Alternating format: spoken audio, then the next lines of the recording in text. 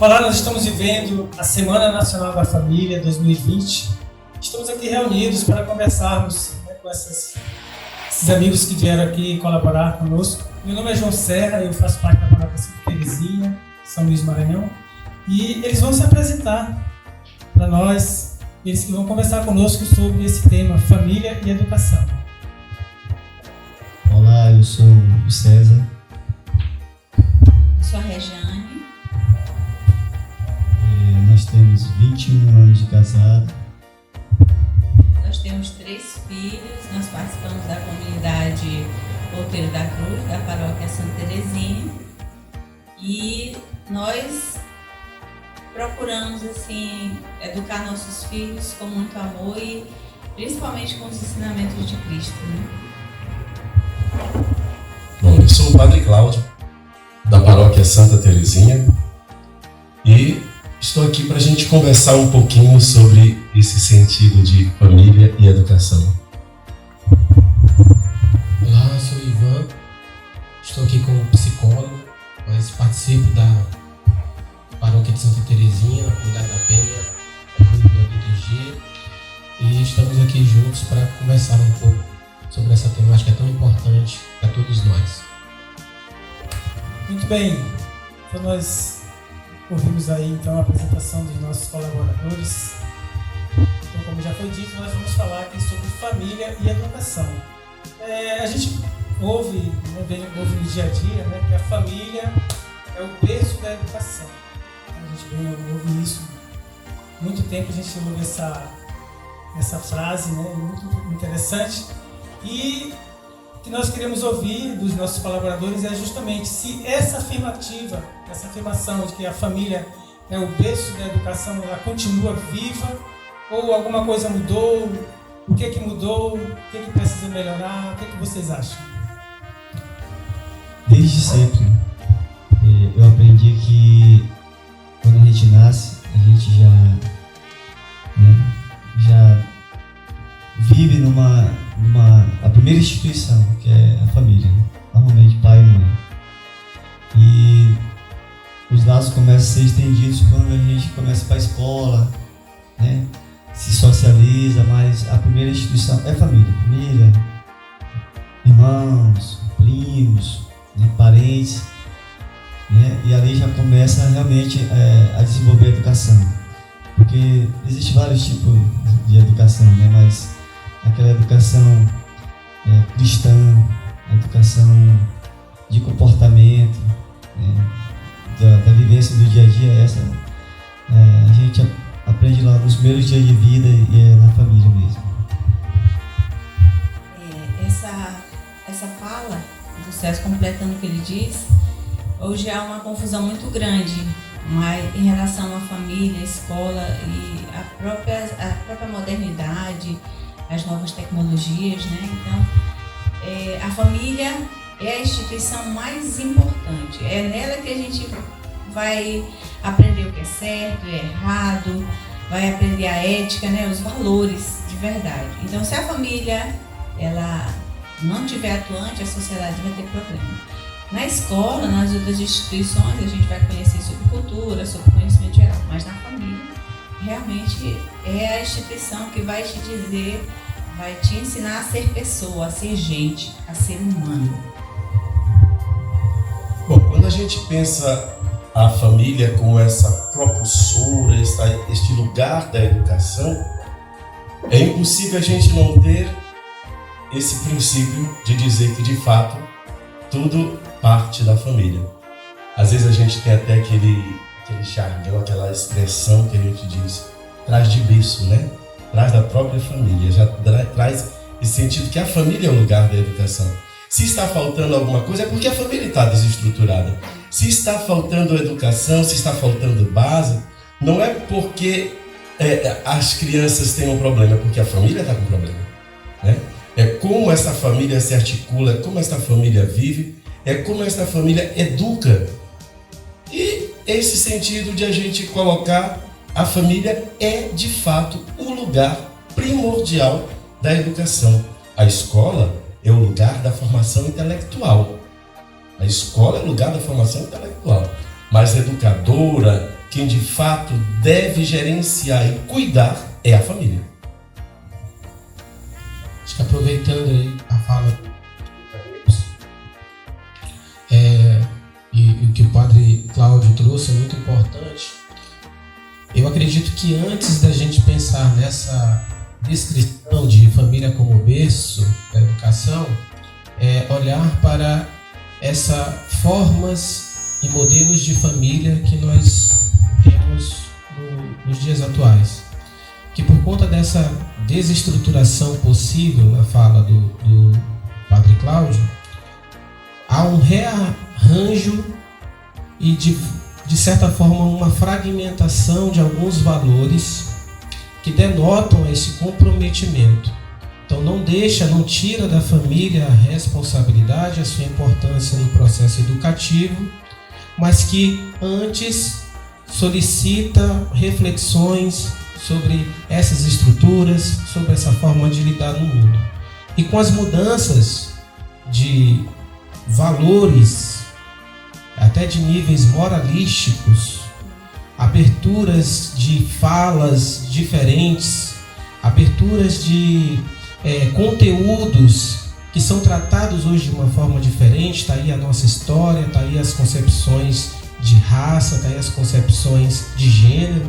Isso tudo tem influenciado. E não dá para tirar o peso dessa nossa era de informação, que está presente dentro de casa nas famílias. Então, é berço da educação, sim, mas com fortes influências externas, embora que elas estejam à mão num tablet, num celular, numa tela qualquer. Então, a influência de que o Google talvez saiba mais do que o pai, ela tem se marcado importante. Então, é uma discussão bem ampla. Eu acredito que a gente precisa falar sobre essas formas, essas reorganizações, esses tipos de famílias distintos que nós temos hoje, e que tudo isso não vem para assustar-nos, mas vem para contribuir, para nos forçar a pensar de um jeito onde tudo isso possa contribuir para essa formação. Padre Cláudio, o senhor, como sacerdote,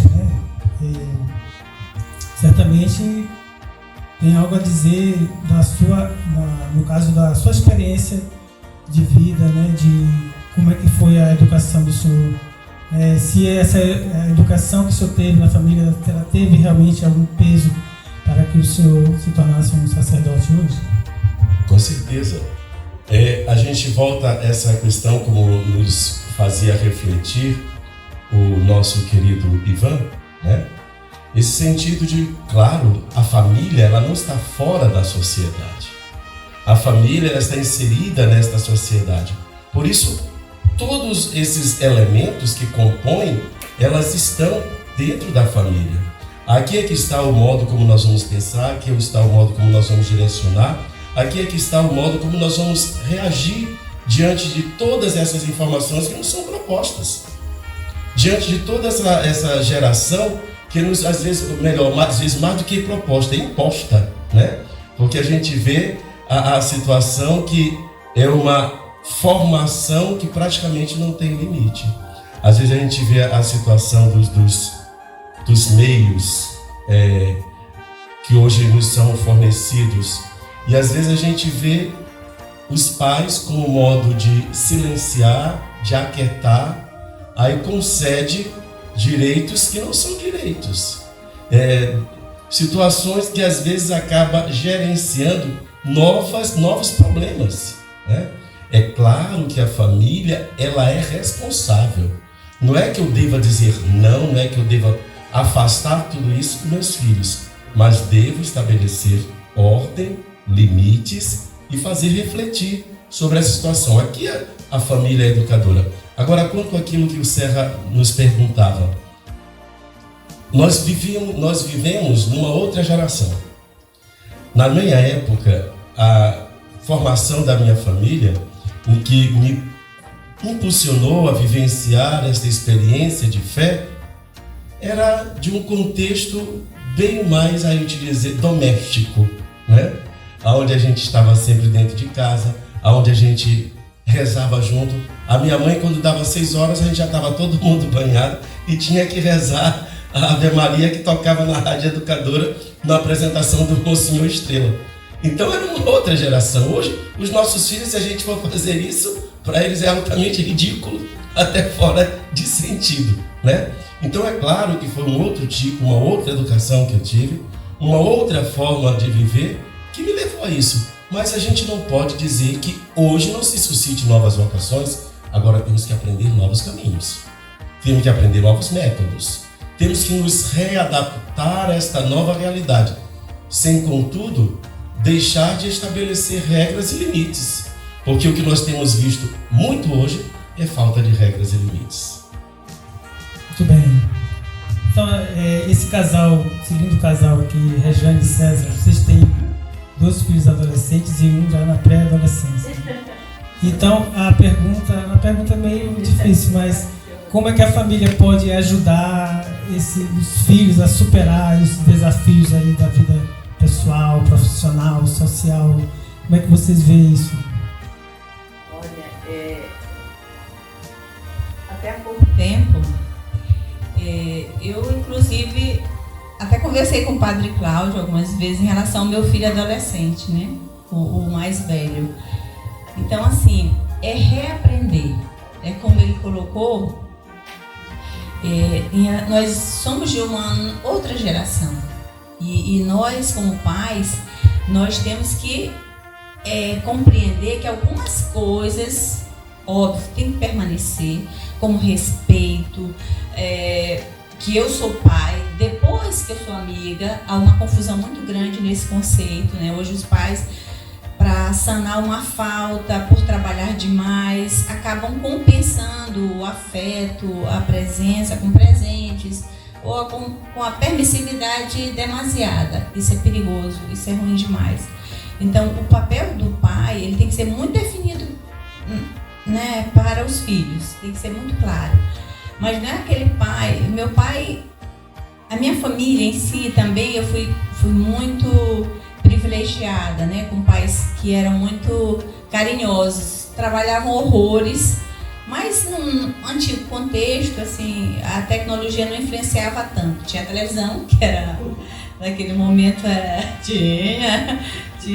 tinha lá em casa, uma preta e branca da Telefunk que rodava o programa, mas funcionava. Mas assim, com tudo isso, papai, nós somos 7, mamãe ainda criou mais um, então mesmo assim a gente ainda tinha uma reunião, que isso me marcou profundamente, uma reunião todo mês, dia 23, ele reunia para conversar. Às vezes ele brigava com alguém, chegava atrasado, mas a gente tinha aquele diálogo. A Beta, a minha irmã mais velha, e o outro irmão já eram casados, mas isso ficou muito forte na minha cabeça. E às vezes, nas nossas dificuldades com o Jó, porque às vezes eu queria pensar que eu ainda estava naquele momento daquela família antiga. Não, eu percebi que eu precisava compreender, ceder alguns momentos, dialogar, ouvi-lo. Então, assim, muitas vezes, certas coisas que ele fez, ele até já disse para mim, já me pediu muitas vezes perdão, mas era para me afrontar. Não, mãe, eu não quero do seu jeito. Então, às vezes, a gente precisa ouvir os nossos filhos. Então, por trabalharmos fora, hoje muitas famílias padecem dessa situação. Saem muito de casa, delegam o ensinamento dos valores a terceiros, a avós, a empregada. Eu sei que eu deixei muitas vezes meus filhos com a minha prima que morou conosco. Então, César sempre cedo para trabalhar, eu também. Então, isso foi ruim. Então, eu já reconheci isso com os meus outros filhos. Já procuro resolver essa questão da ausência, compensando com o diálogo, o trabalho que é necessário sobreviver, mas assim, conversar. E outra coisa, buscar sempre a oração e a força de Deus, né? Então, não dá para resolver sem Deus. Então, colocar Deus na família, colocar Deus nessa condução. E fazer sempre esse esclarecimento. Então, que por mais que eles não entendam, tem coisas que eles têm que obedecer. E o catecismo, eu estava lendo, o catecismo deixa eu só lembrar aqui, o Catecismo 47, ele fala sobre isso, né? Que os pais, eles são responsáveis pela educação dos filhos. A gente não pode se negar a isso. Os filhos são nossa responsabilidade. Não dá para passar para outros. Não faz filho por procuração. Às vezes, nos meus desesperos, eu até dizia, meu Deus, por que o senhor não mandou manual para mim? Né? Tinha que vir um manualzinho, mas só que cada um lá em casa é diferente. Então, o mais velho agora, ele já ouve mais, já conversa mais conosco, né? Já fala. Antes a gente sentava e ficava só nós dois falando dentro da Bíblia, e ele só ouvindo. Hoje ele já tem o retorno. Então, a gente não pode desistir, a gente não pode, de forma alguma, por mais que haja dificuldade, deixar de lutar pelos nossos filhos, que é um dever nosso, né? Que os filhos podem até não nos amar, mas eles têm que nos honrar, não é? Ali que tem no Evangelho, então a gente tem que ensinar isso para os filhos, porque quem honra pai e mãe vai ter a graça, né? A benéfica de Deus. Então a gente precisa ensinar isso para os filhos. E os meninos não nascem sabendo, a gente tem que ensinar.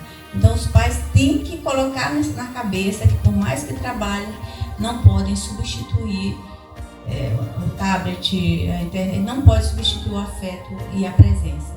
Isso aí eu a duras penas tive que, nós, né, a duras penas a gente sempre revisita essa dificuldade. Tem que conversar, tem que parar para dialogar. Eu falei muito. Eu vou tentar relembrar que o padre ele falou dos limites, né? E o Serra já tocou no ponto da mudança de comportamento com a inserção dos meios eletrônicos, internet, tecnologia, tablet, celular. E eu acredito que seja irreversível, né? A gente é irreversível, não tem como voltar atrás e ver na época que o padre, né, escutava a missa pela rádio, né? E era só aquilo. Mas é difícil lidar com isso com os filhos da gente, porque quando a gente educava, né, eu lembro do meu pai educava, olha, não fazia as coisas erradas, não fuma, porque eu não fumo, não rouba, eu não roubo, estuda, eu trabalho. E hoje em dia a gente foi tocado com a tecnologia, por quê? Como é que eu vou falar? É sensível, porque toca na parte moral. Eu vou mandar o meu filho fazer uma coisa, ele não fazer, e eu faço. Aqui chego do serviço, né? Tá brincando no celular, o tempo todo trancado no quarto, só celular. Aí com 3 minutos, boto eu o celular. Acho que todo mundo passa por isso, né? Então, como o padre falou, a questão dos limites, principalmente para os menores. Eu sinceramente não acredito que uma criança de 2, 3 anos tenha condição de, até 5, 6, sei lá, cada vez mais, de administrar um celular com internet limitada, com acesso a todo tipo de conteúdo. Não dá, não tem condição. Então tem que ter o controle, tem que vigiar, tem que fiscalizar. Essa criança não pode ter acesso a tanta informação num aparelho desse aqui com a internet. Vai desde pedofilia, pornografia, roubo, furto, né? Envolvimento com tudo que tem na rede, né? Não tem só a pesquisa da escola para ele fazer o trabalho da escola, não tem só isso. Quem dera que fosse, né? E eu digo que o controle é difícil, por mais que a gente, né, limite. Às vezes ele sabe mexer, às vezes não, a maioria das vezes ele sabe mexer melhor do que a gente, não é isso? Ensinam como é que conecta e tudo, aí como é que eu vou, né, limitar os pais? Então, mas é uma realidade, é irreversível isso aí, a gente tem que se adaptar, tem que impor os limites. Aí tem as estratégias, né? Horários, né? Conversas, apresentação das tarefas, dar outras tarefas de casa para fazer, né? Ele tem que participar, porque se nós nos envolvermos no mundo que ele está e que ele ficar aquele tempo todo que uma criança ela passa a noite na internet, se deixar jogando, fazendo tudo que é possível. Então a gente não pode entrar nesse mundo, como o pai e os pais, né? Nós não podemos entrar nesse mundo, nós temos que buscar alternativas, né? nós não vamos conseguir proibir. Isso aí pode deixar, esquece, é irreversível. Porque já faz parte do nosso cotidiano, como ligar uma televisão antes, né? Eu acredito que o Ivan ele vai acrescentar mais, que ele deve lidar muito com isso, né? No consultório dele lá, que é um problema, né? Pessoas que se suicidam ao vivo, que transmitem, né? Agora tá a questão da live, né? Tudo ao vivo, a gente tem tudo. Não vou citar exemplos porque a cabeça da gente, a gente pode imaginar o que a internet fornece. Mas para dentro da casa da gente, para a educação dos filhos, para a nossa educação, que a gente tem que se educar para isso também, eu acho que algumas palavras são chave: limites, né?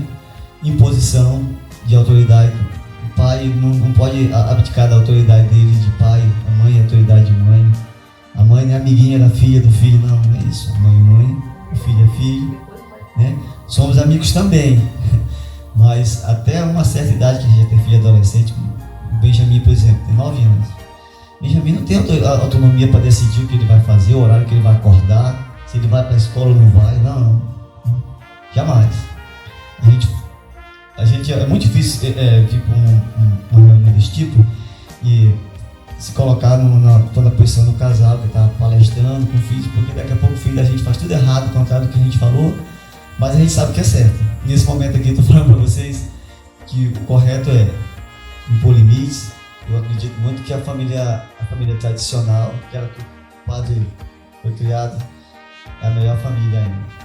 Então, Ivan, como é que a psicologia, onde é que entraria a psicologia nessa questão? Quais são as queixas que você mais recebe no dia a dia, essa coisa do pai, da mãe, filho?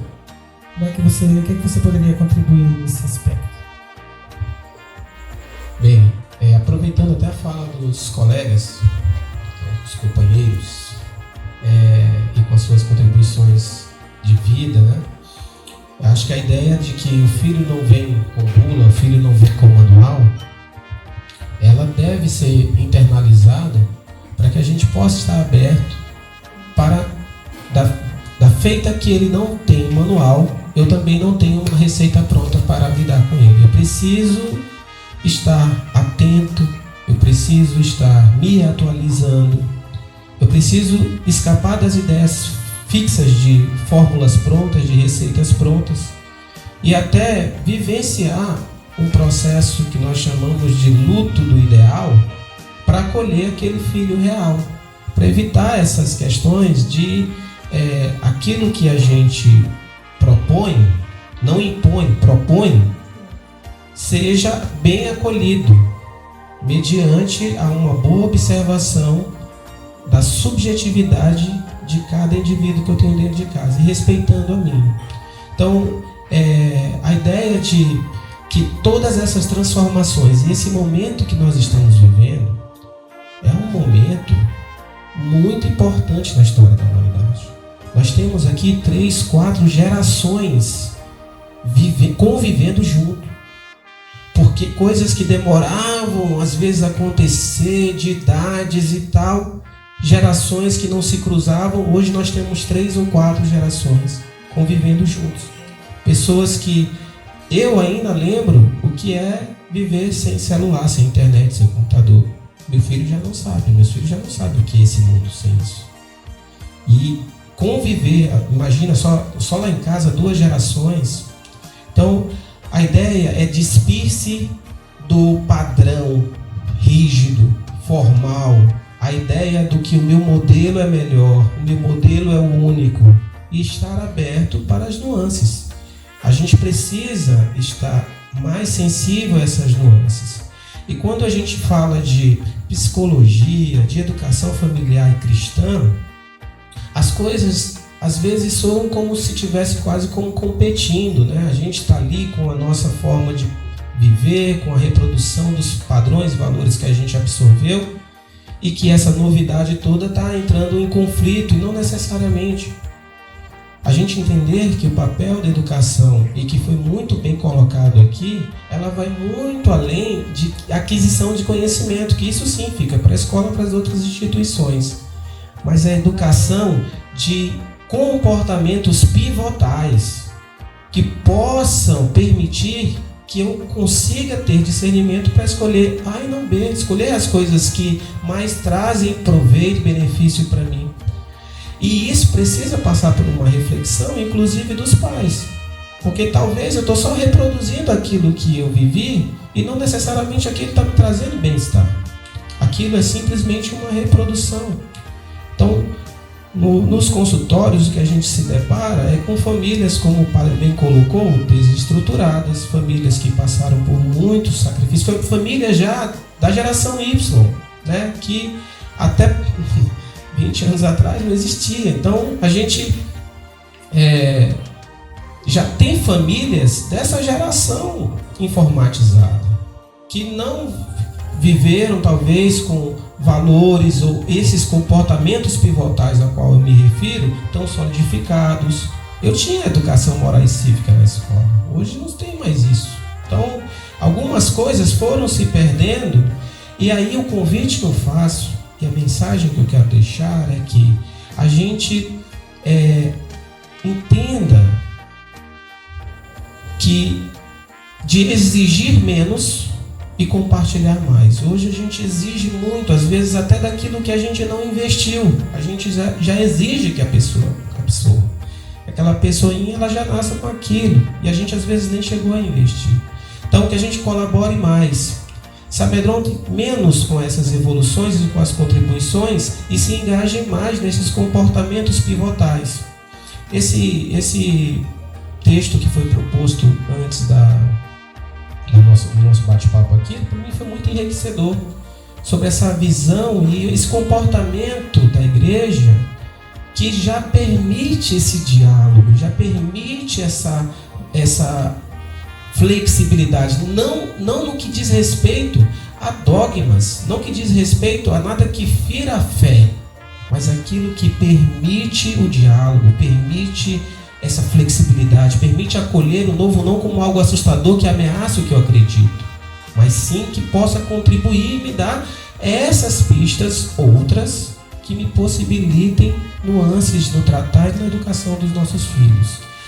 Pais, psicólogos, professores, padres, todos na visão como um agricultor, aquela pessoa que está ali tentando nutrir a terra, que rega, que cuida, mas que não faz a planta crescer.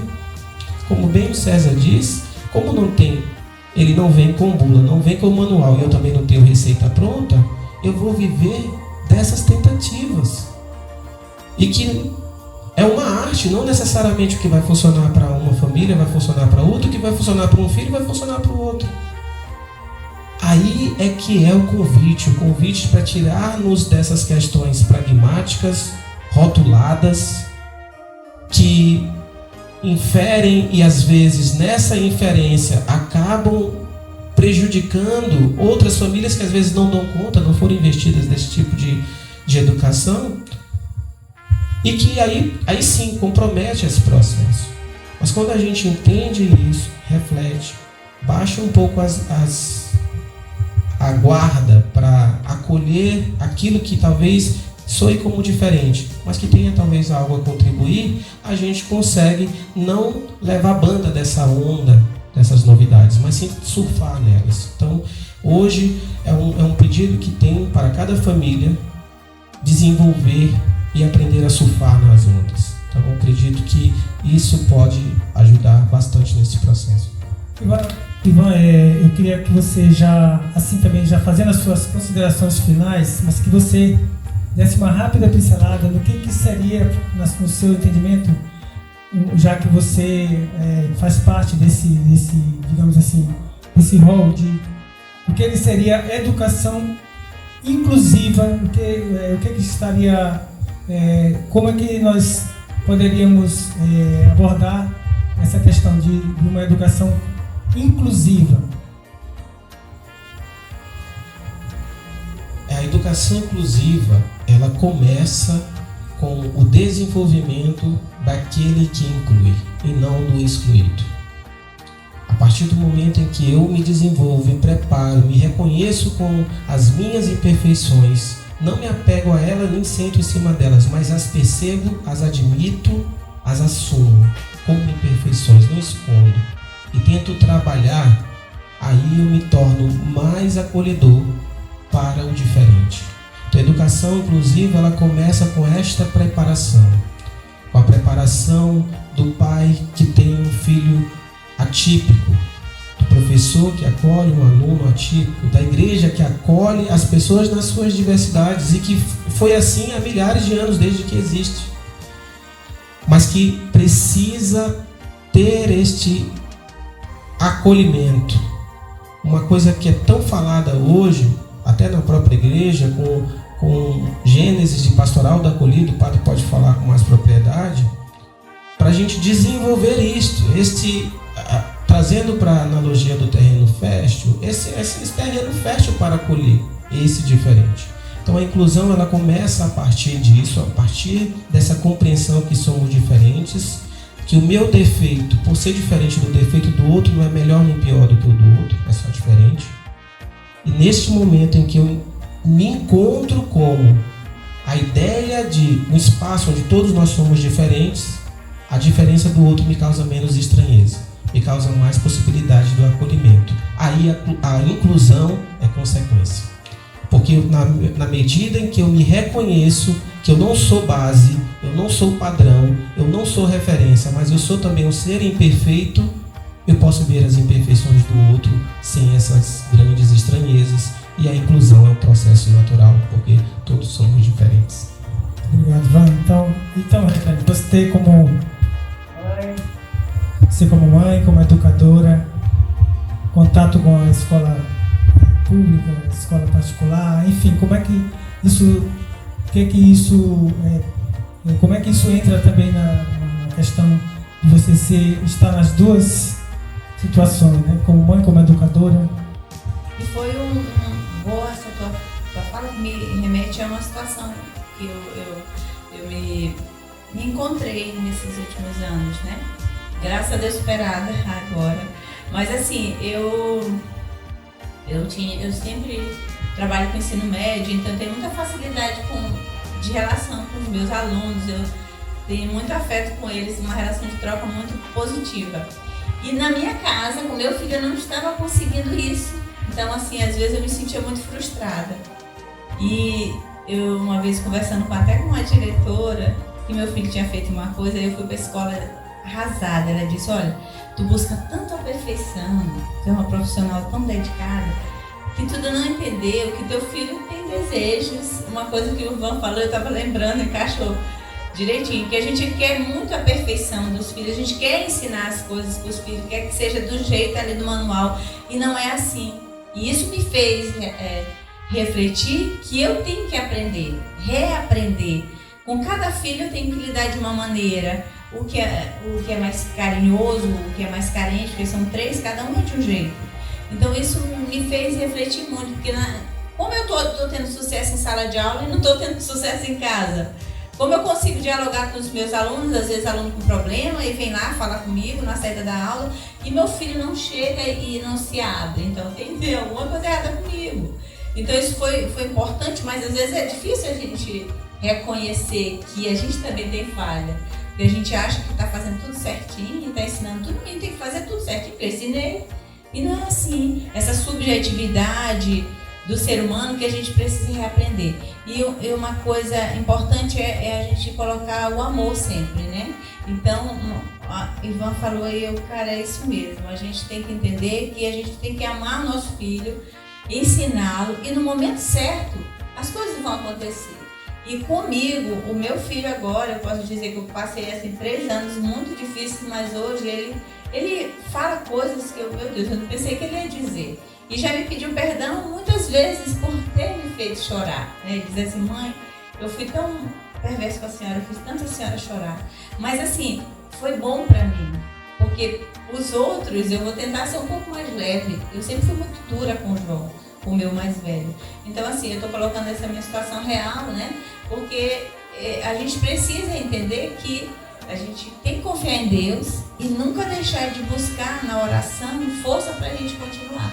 Senão a gente se não desanda, né? Então a gente tem que acreditar, por mais que haja dificuldade, colocar o joelho e orar que as coisas vão acontecer. Se você ensinou certinho, se você ensinou, deu exemplo, né? Uma coisa que o César falou também, que a gente não só pode nem fazer, né? Não pode só dizer, vai para mim se você não vai. Então tem que fazer, mostrar com a tua prática também, que é completamente. Isso, eu acho que vou deixar no quadro aqui a parte da... Porque quando a gente fala em inclusão, a gente pensa logo em inclusão social, inclusão, né? A gente pensa na situação do Brasil, que a gente... Ao longo da história é um país de muitas pessoas excluídas. Pobreza, cor de pele, né? A condição social, até o bairro onde mora. Aí eu fico pensando, o padre vai falar sobre... Porque já é um problema também que envolve governo, envolve, né, a igreja, é um escalão mais alto. Mas como a gente está aqui no escalão da família, eu acredito que as coisas vão se somando. Se a gente fizer uma parte, se a gente fizer outra parte, a gente vai ter um resultado maior, né? Então, a exclusão não pode existir na casa da gente, dentro da casa da gente, né? Ah, eu gosto mais desse filho, mais desse, mais daquele, né? Esse filho aqui eu vou dar um privilégio, esse aqui não. A gente já está excluindo. E acontece isso, eu conheço famílias que aconteceram isso. Um filho estudava na escola particular, outro na escola pública, porque só tinha condição de pagar para um. Ou seja, de uma forma ou de outra, a família só tinha condição de pagar um e tal, ela excluiu um dos filhos, né? Eu não sei qual seria a melhor solução no caso desse, né? É uma decisão de família. Mas o que é incluir as pessoas no caso da família? Inclusive é dar oportunidade, né? Poxa, eu não posso viajar, eu acredito, né? Eu não posso viajar com 2 filhos e deixar um porque não tive condições de vocês juntos. É melhor nem ninguém. Então eu faço a exclusão total, né? Ou eu faço a inclusão total ou a exclusão total. Porque se eu fizer a exclusão única, vai estar caracterizada a exclusão, né? É um exemplo simples, mas que acontece nas famílias. Então eu acredito que incluir é dar oportunidade, tratar todos iguais, né? E fazer, mais importante, fazer com que eles, né, Ivan falou, tratem as pessoas iguais. Que nós vamos encontrar diversidade no Brasil, no mundo hoje, né? É gênero, é sexo, é cor, estado social, né? O que eu vou ensinar para os meus filhos hoje? Olha, você tem que respeitar, né? Você tem que, de forma alguma, se excluir ou excluir essas pessoas do seu convívio. Porque é uma forma de excluir. Se excluir da sociedade e excluir as pessoas. Então essa pequena parte a gente tem que fazer em casa, né? Fala que eu sou tradicionalista e tudo, mas não é tanto assim. A inclusão é aceitar as pessoas do jeito que elas são. Eu tenho um amigo gay, beleza, tenho um amigo gay, beleza. Aí eu tenho um amigo pobre. Eu tenho um amigo que tem dinheiro, bem-vindo, ajuda aqui. Bacana. Mas a gente tem que dizer para os nossos filhos, preparar, dizer, olha, tem isso tudo te esperando. Não pense que o mundo é só esse mundinho nosso aqui da nossa casa, nós somos parecidos, né? Três filhos a gente tem, mas nenhum é igual com o outro. Como é que eu vou ter uma forma de criar que sirva para os 3? A mesma solução para os problemas dos 3. Não, vai ter solução que não vai servir para um, serve para o do meio, não serviu para o pequeno. E as coisas estão evoluindo, o tempo está mudando, né? Até as tarefas da escola a gente já não consegue mais acompanhar, né? Já não consigo mais, tem que ir lá no Google pesquisar, isso aqui, né? Não é mais como antigamente. Então as coisas estão evoluindo, a evolução é por minuto, é por segundo, né? E o fato dessa exclusão aí, vou passar para o padre, porque tem a exclusão social, aí já entra as políticas públicas, o papel da igreja, eu vou passar para o padre, que ele está mais preparado para falar do que eu. Tá, padre, então o senhor realmente ficou com a parte agora. O senhor vai ter a seguinte função, padre. O senhor vai fazer um apanhado, o senhor como sacerdote, educador, militar, um monte de várias funções assim ao mesmo tempo, e o senhor consegue, né, dar conta do recado de tudo. Então eu gostaria que o senhor, na sua fala agora, fizesse realmente um apanhado de todo esse momento que a gente discutiu aqui, essa reflexão que nós fizemos aqui sobre a educação, a família como berço da educação, e também que o Senhor já também concluísse com uma oração para a gente não fez no início, mas o Senhor faça também essas considerações finais para esse nosso momento. Pois sim. O que a gente pode concluir de tudo isso que foi falado aqui, que educar é difícil.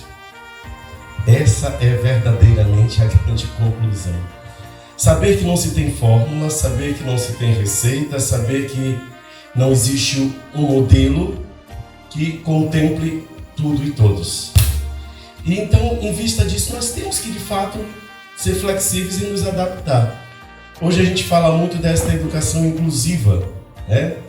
E a educação inclusiva, dentro daquilo que nos colocou o Ivan, dentro daquilo que nos colocaram o César e a Rejane, a educação inclusiva, ela se fundamenta numa única palavrinha, que é um valor fundamental, é um valor necessário, que se chama respeito.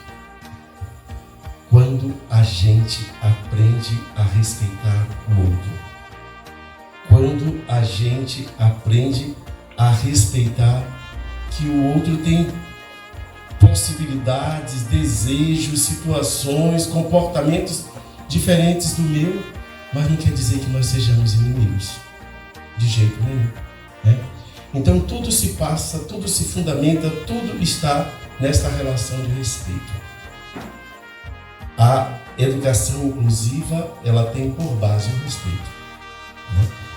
E respeitar o outro. Mas isso não quer dizer que seja uma educação individualista, não. Pelo contrário, é uma educação que me leva a uma vivência em sociedade, a uma vivência em comunidade. Falando de educação e aquilo que a igreja nos propõe, hoje a igreja lança um desafio para 2020, que eu sinto como um grande desafio, falando para nós de um pacto educativo global. O que seria um pacto educativo global? Não é?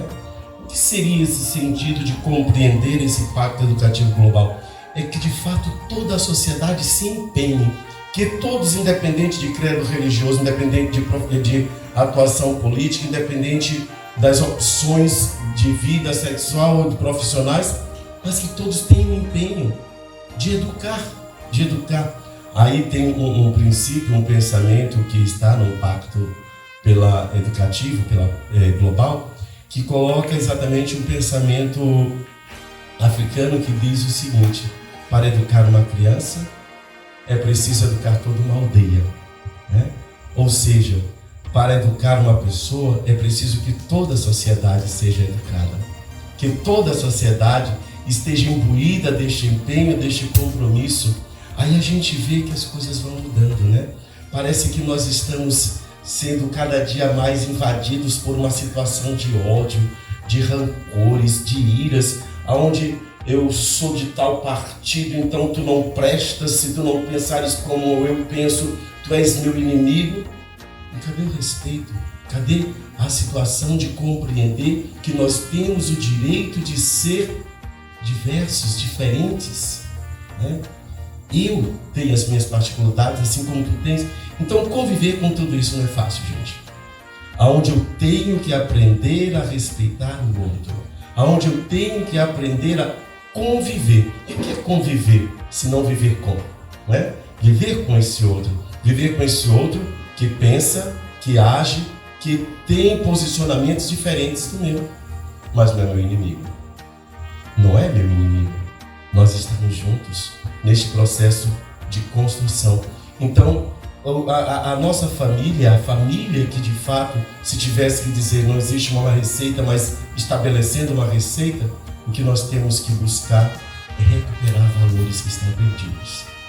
Recuperar valores que estão perdidos, que foram assim jogados os nossos filhos diante da situação dos jogos, da internet, desses meios todos. Eles estão muito imediatistas, eles acham que as coisas acontecem assim como estalar de dedos e se tornam insensíveis até diante da realidade.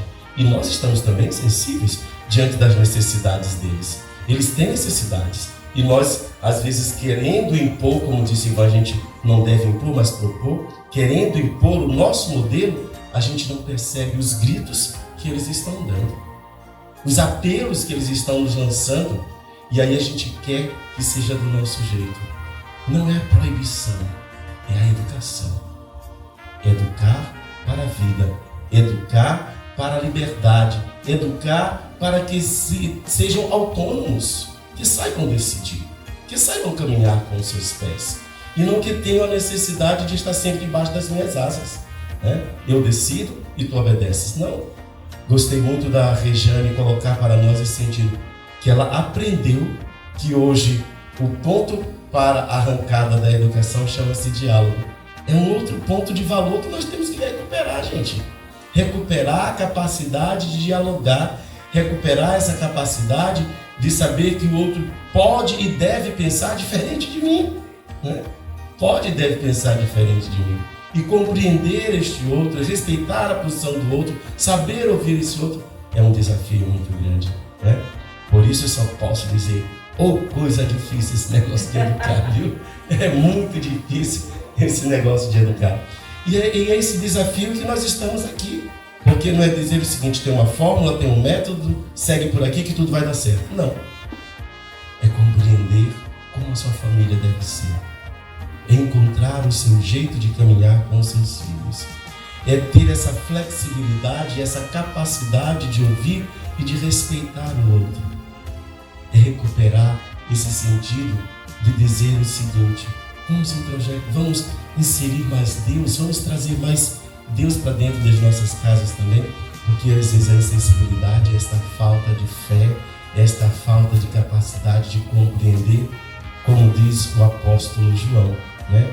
Quem diz que ama Deus, mas não ama o seu irmão é mentiroso. E quando eu amo, eu me torno sensível à necessidade do outro.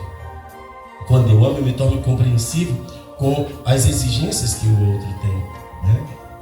Não basta eu pensar no meu mundo, não basta eu pensar no meu umbigo. É preciso que eu seja capaz de pensar de um modo global, de um modo a respeitar a todos, né? Cada um tem direito de ser o que é. Cada um tem direito de pensar como pensa. Cada um tem a sua posição política diferente da minha, mas isso não nos faz incapazes de conviver e de viver com o outro. Isso é educar. Isso é caminhar juntos. Isso é pensar uma sociedade num processo educativo global, né?